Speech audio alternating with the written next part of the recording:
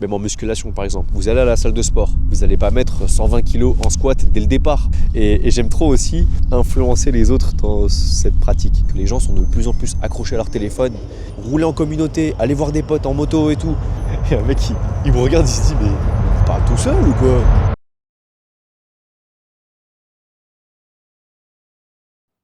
Salut YouTube, c'est Nebul Biker et je suis un jeune YouTuber mais pas du tout connu pour faire des vidéos de moto. Donc j'ai déjà commencé à faire des vidéos à l'époque sur pas mal de sujets, bike life et roue arrière, etc. Et du coup j'ai été absent pour environ une petite année et demie où j'ai vraiment pas fait de vidéos ni sur Instagram ni sur YouTube. Et aujourd'hui donc je me relance sur YouTube pour vous reproposer du contenu et de vous apprendre plein de choses, de vous montrer mes expériences, des mises en situation. J'aimerais bien vous transmettre aussi ce que moi j'ai appris sur cette chaîne-là. Donc pendant cette année d'absence, je réfléchissais beaucoup à ce que je pouvais en faire de cette passion. J'ai remarqué qu'il y avait trop de blocages en France, autant sur la loi, sur la sécurité, sur la perception qu'on a en fait sur ce sport. Il y avait trop de haters et trop de préjugés qui fait que je n'ai pas continué ce projet. Je regarde mes notes en même temps, c'est pour ça que je baisse la tête. J'ai écrit tout un tas de trucs parce que sinon je vais tout oublier. Il y a une chose qui m'a redonné de l'espoir par contre, c'était l'année dernière au salon du deux roues. Donc j'ai proposé ma vidéo Bike Life au salon du deux roues et j'ai fini deuxième. Ce qui m'a vraiment motivé, c'est le fait que les gens, toutes les personnes qui ont été présentes au salon du deux roues et qui ont regardé la vidéo, que ce soit vieux, vieilles, adultes, parents, enfants, français, pas français, tout ce que vous voulez, ils m'ont tous dit que c'était la première fois qu'ils avaient vu cette pratique de ce point de vue-là, quoi. Et qu'il y avait peut-être moyen de faire changer quelque chose. En tout cas, que c'était la première fois qu'ils avaient vu un potentiel dans ce sport. Et je sais qu'on a une image extrêmement mauvaise de la bike life, que ce soit les roues arrière sans casque, sur la route, des crashs, des accidents, des morts. Je sais, on a tous cette mauvaise image-là. Et elle peut être compréhensible aussi.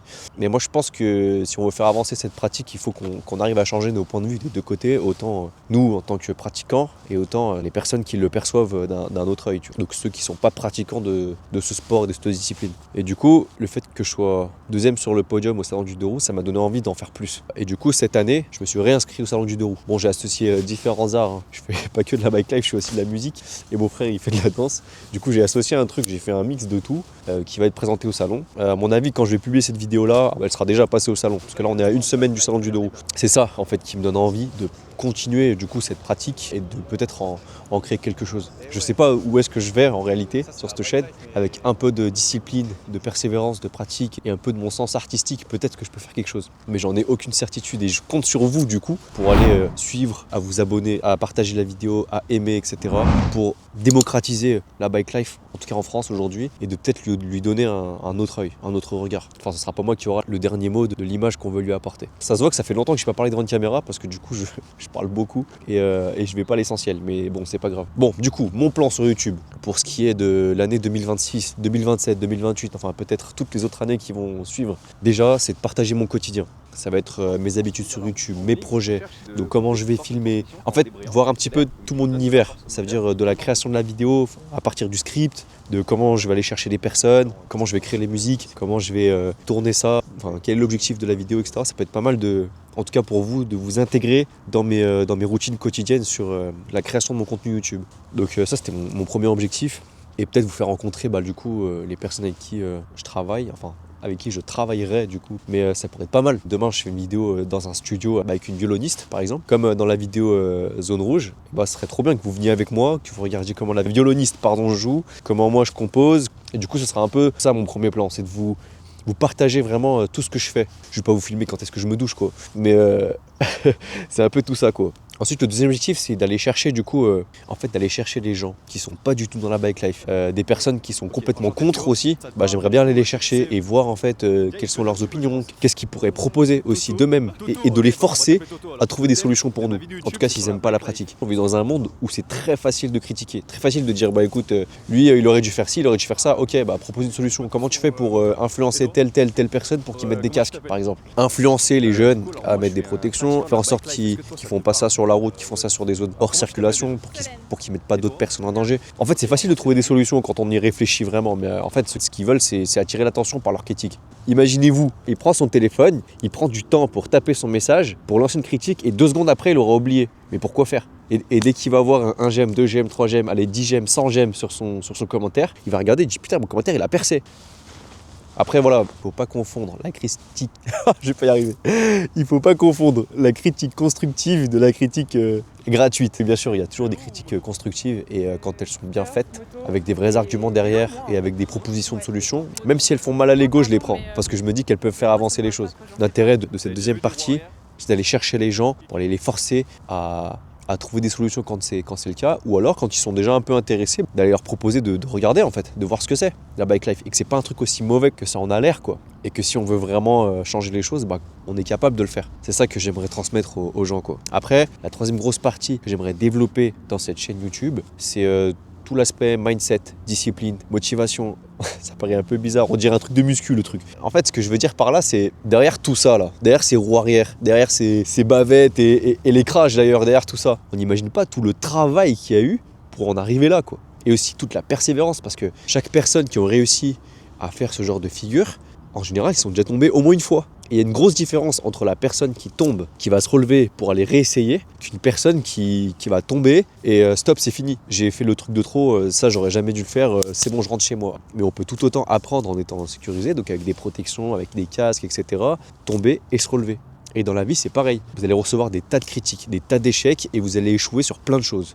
Autant dans le travail et autant en amour, autant dans votre sport, en relations sociales, autant dans la famille. Vous allez perdre un proche, vous allez perdre de l'argent, vous allez perdre plein de choses. Vous allez chuter à un moment donné dans votre vie. Mais à un moment donné, il va falloir se relever. Et moi, je pense que cette pratique-là, en tout cas moi, personnellement, elle m'a vraiment appris à faire quelque chose de ces chutes, de persévérer et de recommencer à apprendre, chuter, mais apprendre de son erreur. Pourquoi est-ce qu'on a chuté, etc., etc. C'est un peu ça que je veux vous transmettre aussi sur cette chaîne. Donc voilà, j'espère en tout cas que les vidéos et la façon dont je parle de cette discipline, j'espère que ça va vous propulser en avant sur plein d'autres choses, pas que sur la moto, peut-être dans votre travail, peut-être dans la musique, peut-être dans votre sport, peut-être dans la musculation, ou même peut-être dans le kiff, de savoir kiffer et d'apprendre à kiffer aussi. Parce que c'est une chose de la discipline et de toujours travailler, de bosser, mais peut-être d'apprendre à kiffer et d'améliorer le kiff, d'aller chercher ses peurs, etc. Moi, je pense que cette chaîne, enfin, elle peut vous permettre de créer plein de trucs et de vous en inspirer. Le quatrième point, c'est aussi peut-être vous expliquer beaucoup de choses techniques sur l'apprentissage de la roue arrière. Pourquoi ? Parce qu'aujourd'hui, sur YouTube, quand je regarde YouTube, il n'y a rien. Vraiment, il n'y a rien. Dans très peu de choses. Et très peu de choses concrètes et très scientifiques en fait. Parce qu'en général, les gens quand ils expliquent, ils se servent de leur expérience, donc ça c'est bien. Klaxon fort le camter. Ils vont se dire ok, on prend l'embrayage, on accélère bien fort, on lâche, la moto cabre, et pensez bien à votre frein. Ok cool. Sauf que ça, je crois qu'en théorie, on le savait tous. En tout cas, sur YouTube, il n'y a aucune vidéo qui l'explique vraiment concrètement. Il y a des petits conseils et des très bons conseils par-ci, par-là, mais pour moi, c'est pas suffisant. Et du coup, moi, j'aimerais bien vous proposer des graphiques, des niveaux avec différents exercices à mettre en place petit à petit, d'apprendre avec une petite moto au départ, d'abord comprendre le régime moteur avant de relâcher l'embrayage, d'apprendre la hauteur de déclenchement avec la vitesse à laquelle on roule juste avant, des choses comme ça en fait, qui vont vous permettre d'apprendre un peu plus sereinement et surtout de ne pas vous casser la gueule avec des grosses blessures, d'apprendre à ne pas avoir trop de choses à réparer quand on apprend, parce que c'est quand on débute l'apprentissage qu'on fait le plus de chutes et qu'on casse beaucoup de choses et qu'on chute souvent aussi. Moi je pense qu'au tout début, quand j'ai appris, j'ai dû chuter au moins 3 fois avant d'avoir le frein, au maximum. J'ai fait 2 soleils et une chute sur le côté. Et avec cette expérience-là, je me dis, si j'avais eu toutes les connaissances avant, mais j'aurais évité plein de chutes. Et d'ailleurs, heureusement, je me suis pas fait trop mal parce que j'ai commencé sur un 125, mais ça, c'est des choses que les gens, ils vous apprennent pas. Et quand vous avez envie d'apprendre, en général, vous apprenez sur votre grosse moto, votre gros cube. Mais sauf que c'est pas comme ça qu'on apprend. Même en musculation, par exemple. Vous allez à la salle de sport, vous n'allez pas mettre 120 kg en squat dès le départ. Vous venez à peine de vous inscrire à la salle, vous venez à peine d'intégrer une diététique, enfin une diète, je veux dire. Vous n'allez pas mettre 100 kg sur la barre et taper votre meilleur squat avec les yeux tout rouges et la ceinture d'haltérophilie. Pour moi, c'est très important d'avoir ces échelons pour progresser. C'est le 4e objectif de cette chaîne, c'est de vous proposer du contenu pour apprendre correctement. Et enfin, je pense que le dernier contenu qui pourrait être pas mal aussi, c'est de vous comparer les motos en wheeling. Ça, c'est vraiment un truc que j'aimerais bien faire sur cette chaîne, c'est vous proposer par exemple des tests en... je lève une MT-07 et je la compare avec une Tracer 700. Et pas juste dire, ok, ouais, elle est pas mal, elle est maniable, mais elle est plus légère. Ok, cool, mais comment, tu vois ? Moi, ce que j'aimerais, c'est vraiment de vous le faire de manière plus théorique. Avec en 2, ça déclenche comme ça. En 3, ça déclenche comme ça. Ou pas, d'ailleurs.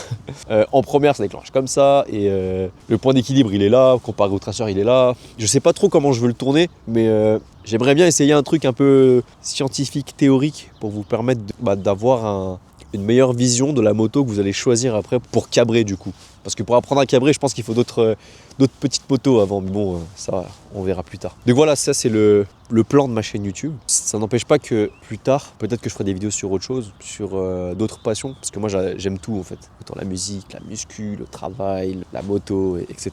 Et peut-être que je vous ferai des vidéos sur d'autres choses. Mais pour l'instant, je vais me concentrer sur la moto parce que c'est ce que je kiffe. J'aime trop ça. Vraiment, j'aime trop ça. Et j'aime trop aussi influencer les autres dans cette pratique. Je sais pas pourquoi. Mais en fait, quand je kiffe un truc, j'aime trop que les gens ils kiffent avec moi. Et d'ailleurs, je pense que c'est tout l'intérêt de YouTube. Parce que j'aime trop partager. Et en fait, ça paraît trop bizarre. Et même si ma vidéo, elle fait 100 vues, je m'en fous, tu vois. Si les 100 vues, les gens, ils me disent vraiment qu'ils ont kiffé, tu vois. Alors c'est des vrais 100 vues, mais trop stylé. Trop stylé. Et je m'en fous, en fait, demain, si je fais 1 million de vues ou si je fais juste 1000 vues, 1000 followers.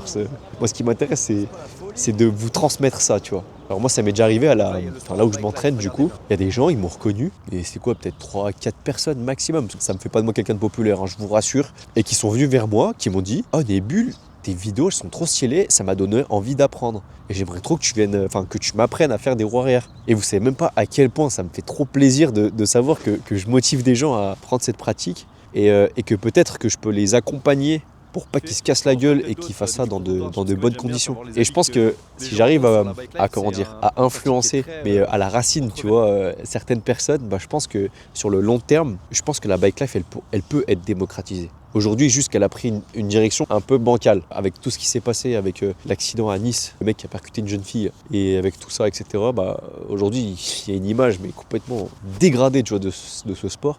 Mais je pense que si j'arrive à influencer à la racine certaines personnes, je suis sûr qu'on peut faire quelque chose d'incroyable, vraiment d'incroyable. Avec tous ces plans, pour ceux qui suivent ma chaîne, vous avez déjà vu des vidéos YouTube où je fais des trucs très poussés. D'ailleurs, les vidéos qui sont passées sur le salon du 2 roues, je mettais presque 1 mois ou 2 mois de tournage. Alors c'est génial, parce que moi ça me plaît, c'est des trucs très poussés et c'est très travaillé. Par contre, moi, mon objectif sur YouTube maintenant, c'est vraiment la régularité et vous proposer du contenu beaucoup plus souvent. Donc ça, ce sera vraiment mon objectif premier sur YouTube. Et un mec, il me regarde, il se dit, mais il parle tout seul ou quoi? Bah oui, je parle tout seul, mon gars. Regarde, je suis avec une caméra. Non, je rigole, je parle à vous. Et du coup, ouais, c'est ça. D'aller chercher la régularité pour vous proposer du contenu tout le temps. Et de pouvoir rester en fait actif sur les réseaux, vous partager des choses. J'essaie d'avoir un objectif de 1 vidéo par semaine. Ça va être très compliqué à tenir parce que mon travail me prend énormément de temps, mais je pense que j'en suis capable. Si j'arrive à me concentrer correctement sur, en tout cas le week-end, à faire des choses et à créer des vidéos, même un peu comme ça, là, même sur 20 minutes, et après je coupe un peu au montage, je pense qu'il y a moyen que je tienne un rythme. Ce ne sera pas évident, mais je vais essayer. Et comme ça me permettra d'influencer du coup les pratiquants, donc nous, ceux qui font des roues arrière, ceux qui font de la bike life, et aussi ceux qui ne pratiquent pas. Donc ceux qui regardent par curiosité ou ceux qui regardent parce que je les ai forcés à regarder quand j'ai fait les interviews. Ça peut être pas mal. Et un autre truc aussi, c'est que avec tout ça, là, toute la démocratisation de l'IA, des réseaux sociaux, etc., je remarque, en tout cas dans mon entourage, que les gens sont de plus en plus accrochés à leur téléphone, de plus en plus accrochés au réel, au scrolling, et pas dans le bon sens. En général, ça va être des vidéos mais qui servent absolument à rien. Et moi, j'aimerais être là, quand ils scrollent, qu'ils tombent sur une vidéo de moi, et en fait, qui les incite à aller faire de la moto, tu vois, et d'aller prendre ses affaires, de se dire au lieu de passer 1 heure à scroller, je vais faire un petit coup de clé, démarrer la bécane et aller m'amuser, aller rouler ou faire des roues, peu importe. Ceux qui veulent pas faire de bike life, c'est pas grave, mais juste rouler et kiffer, quoi. Aller rouler en groupe, rouler en communauté, aller voir des potes en moto et tout, mais sortez et enlevez-vous cette dopamine que vous avez avec les réseaux sociaux. Ou alors utilisez que mes vidéos pour vous influencer, vous motiver pour l'acheter une moto, ok? Bon voilà, je vais faire ma petite outro. En tout cas, je suis très heureux de revenir sur YouTube. J'espère que cette vidéo, elle vous aura plu. Moi, j'ai encore plein de trucs à préparer pour la suite. Donc, je vous laisse là et je vous dis ciao, à la prochaine. C'était Nébul.